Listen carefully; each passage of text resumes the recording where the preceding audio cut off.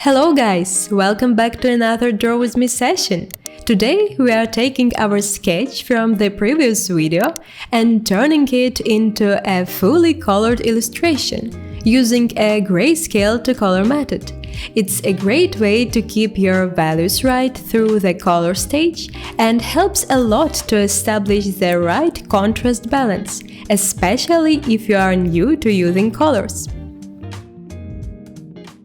I'm starting by turning my sketch into a shade of red.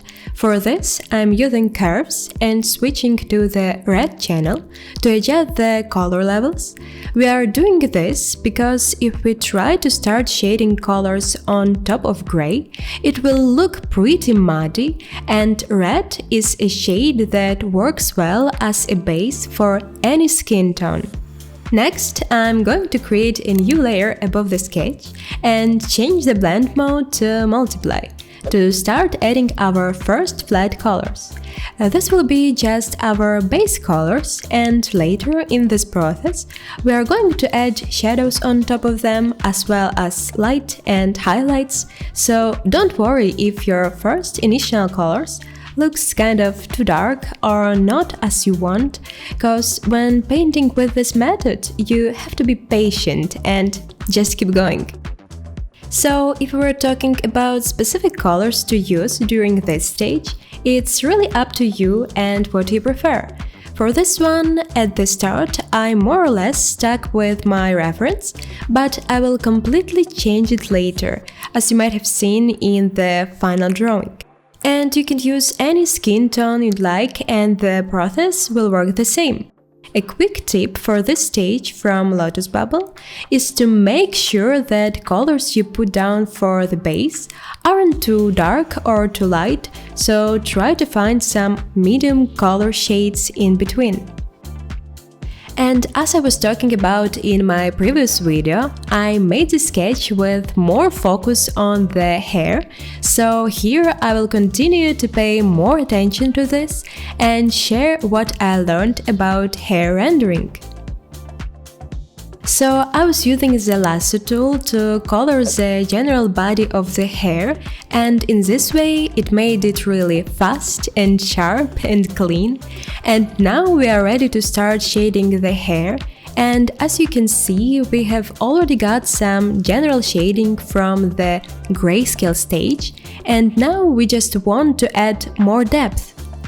So I've created a new multiply layer above and started by shading on top of the areas I've already shaded with the sketch. For this, I used my round brush, which has nice smooth blending and is excellent for adding subtle shadows and dimension. There is nothing special, but if you are interested, I will leave a link in the description so you can download and try it. And then I'm darkening deep shadows under the hair strands and creating a sense of them overlapping. For this, I'm using my modified mechanical pencil brush from the Jinx sketch pack. During this step, you might end up with areas that appear heavily outlined, and that's okay. Here's why. We will create a new layer set to normal next, select a lighter shade and use it to break those harsh outlines by simply painting some hair strands flowing over them. And to help those light strands blend in, you can just select a darker color and shade over them. And by shading under those strands, you're achieving this layered look. So you want to keep in mind that wherever there is a flat clump, you can just paint over it with other strands. I'm also adding some visual variety by drawing some little offshoots on the silhouette, and since now we are working on the normal layer, it starts covering our sketch lines and makes it less line heavy. So we are still adding details as we go and building that complexity gradually. And when I see areas where some of my strands from the sketch are getting lost, I just select a lighter shade and bring it out and make it look like it's actually visible and lying on top of the rest of the hair. And to achieve some sharper lines, you can use your eraser, which can be set at the same round brush. As I add more hair strands, I switch between using a round brush for thicker strands and a mechanical pencil for smaller ones. The mechanical pencil creates a different texture, which adds more variety to the hair. So I'm just breaking up the hair clumps and creating this more natural look. And these little thin strands that are right next to big clumps add so much depth and so much detail. So again, I'm using a lighter shade on top of dark areas, and you can see I'm not really selecting any new colors. I'm only using a color picker to take colors that are already there and just painting with those. I'm also adding shadows wherever I feel it needs to. Just remember to be consistent with the direction of your light. And here I have decided to leave it like this for now and take a look at the whole picture. Crop the canvas and add some background color.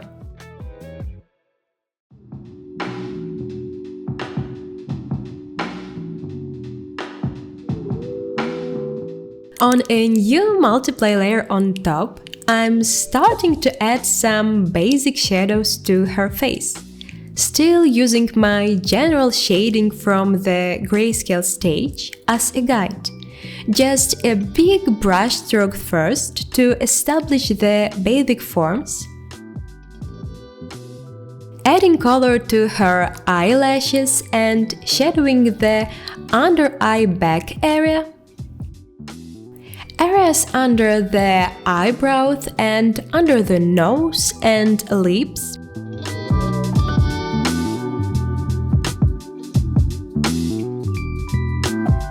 Darkening shadows underneath her chin and on her neck.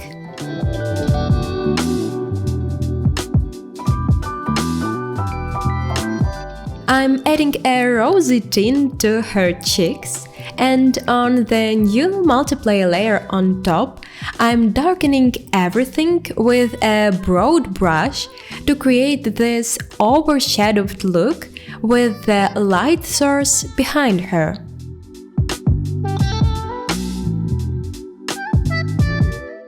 I've also created a new layer on top, filled it with black and switched the blend mode to color to check my values from time to time.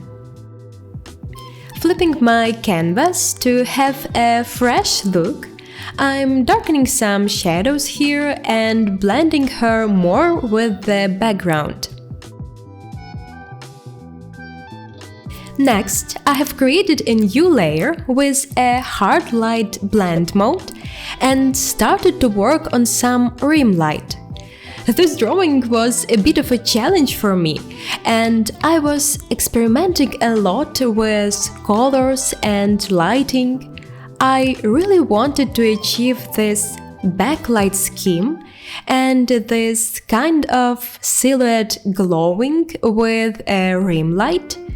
But when you're working with rim light, remember that it's not just some flat contour around the edges, but it's an additional light that is lying on top of forms, so you need to build it carefully and think of the form it covers.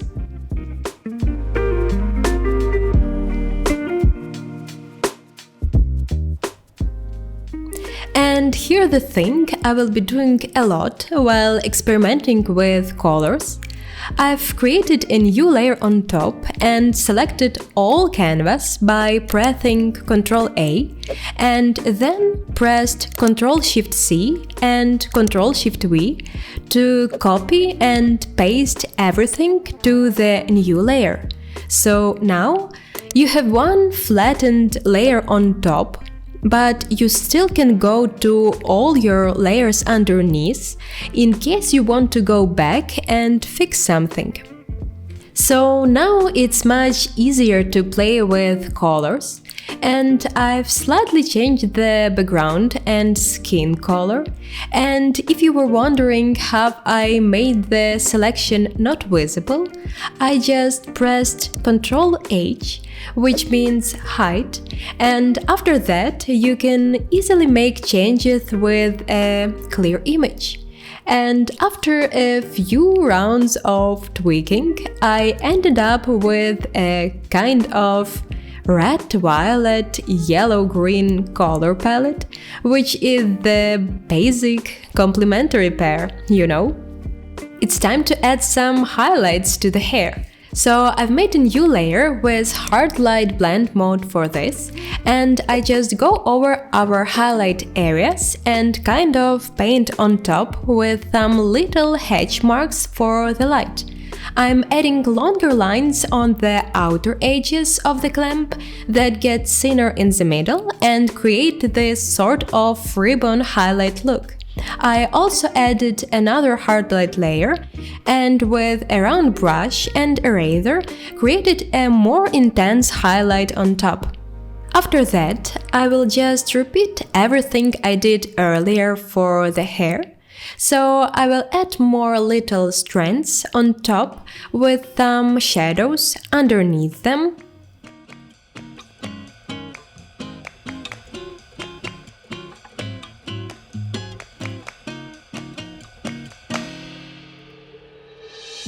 Fix the silhouette a bit and add some hair openings.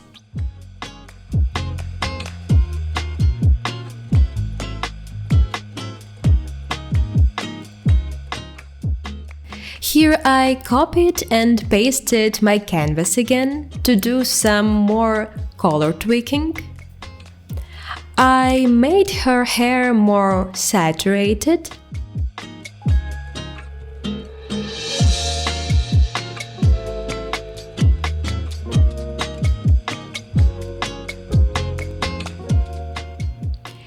And add more bluish light behind.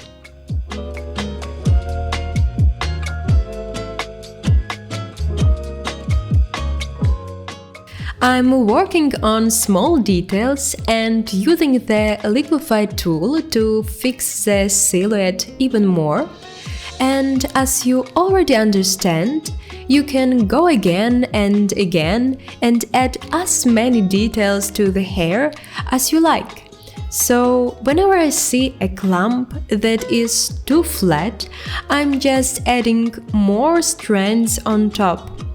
And I'm trying to put the most details around the face area, since our eyes catch more complicated areas first, and by doing this, we are leading viewers' attention to her face.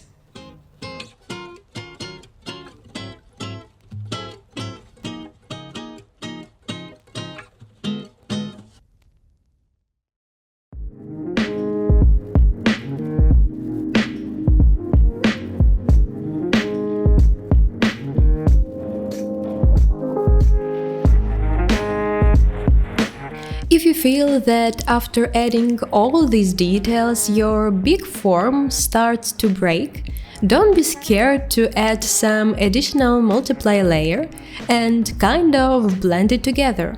Just remember about the basic sphere head form and how light and shadow affect it.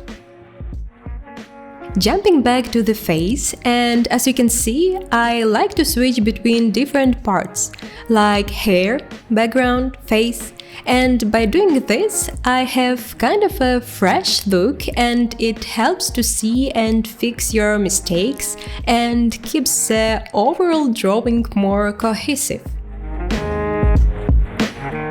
So while you're working with colors, try to remember that contrasts create a great difference. You want to maintain contrast in your values, and you want to think about the contrast between your lights and shadows hue. So just decide for yourself. You want your shadows to be more cool or warm, and according to this, choose the opposite for your light, or vice versa. Here I'm keeping my light on the warmer side, so for the shadows I'm choosing a purplish blue tint. And right now we already have our major part done, and for the rest, it will be more about adding details, fixing stuff, and going back and forth with colors and effects.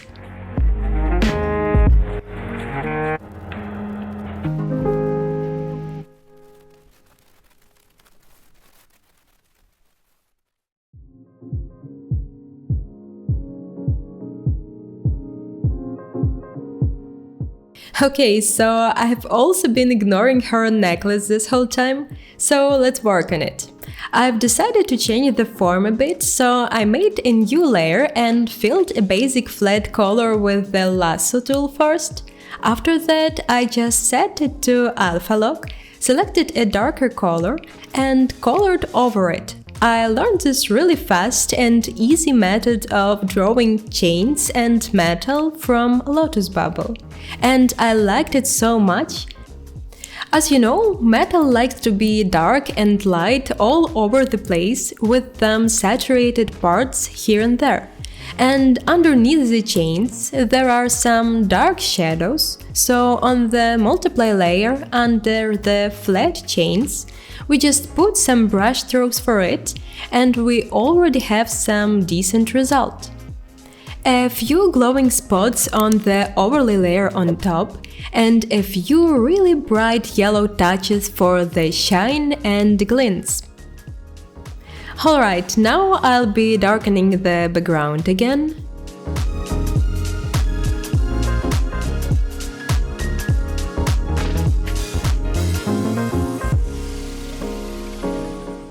And add some cute details to it. I'm darkening it so much because I want to achieve a good contrast of the background, turquoise blue glowing light behind, and rim light. So I'm going to make a hard light layer on top and add some more details with this turquoise blue color. And I like so much how these small touches make this kind of glowing effect and add some extra final feeling.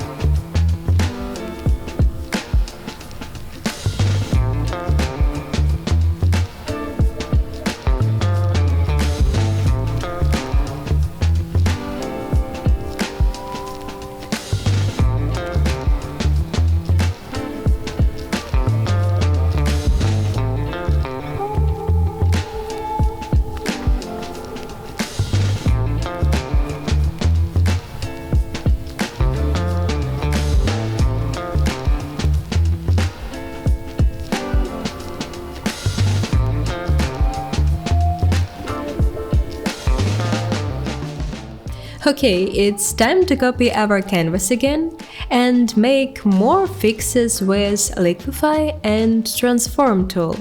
And don't forget to flip your canvas occasionally.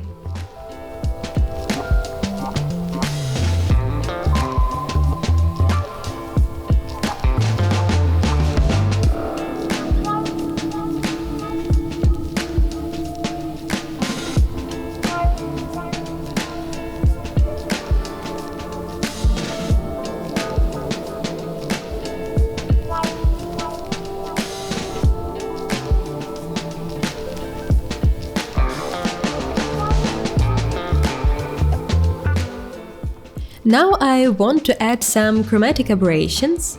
For this, I've made 2 more canvas copies. One will be for the red channel and the second one for blue.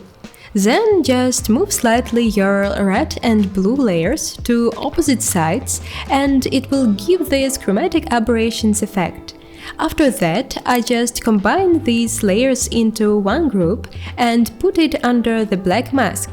Now, with a white brush, you can add this effect to the parts you want. Some more color tweaks here and there.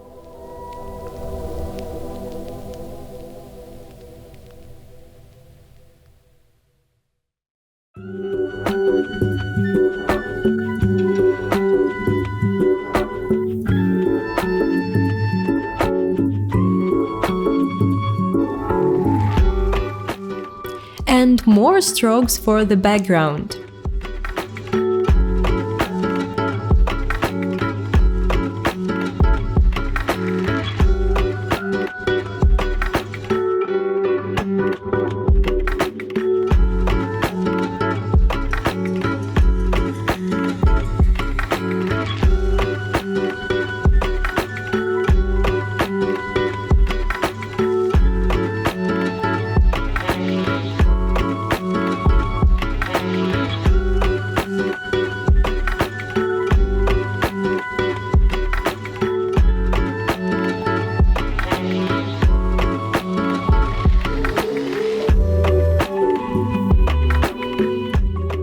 To make those colors pop even more, I'm making a new layer on top, switching to the saturation blend mode and filling this layer with red. Now you can lower the opacity and erase some parts if it's still too much. And very final touches with blur to add this feeling of depth through the canvas. I'm playing around here and adding Gaussian and motion blur.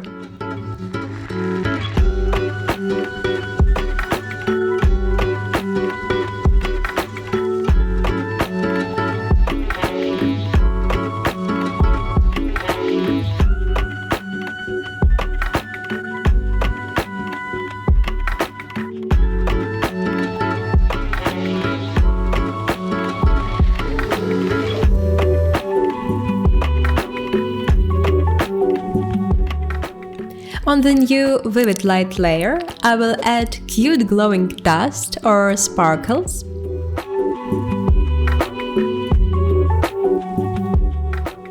And here I'm brightening highlights even more.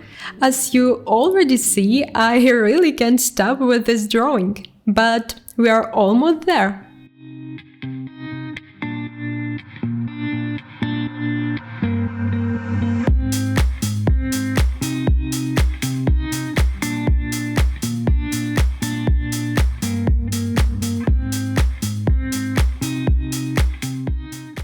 And yeah, I'm finally ready to say that we are finished. Probably it was too much information at one time, but I hope you found this video helpful and learned some new tricks you can apply to your own process. Thank you guys so much for watching and I'll see you in my next video. Bye bye!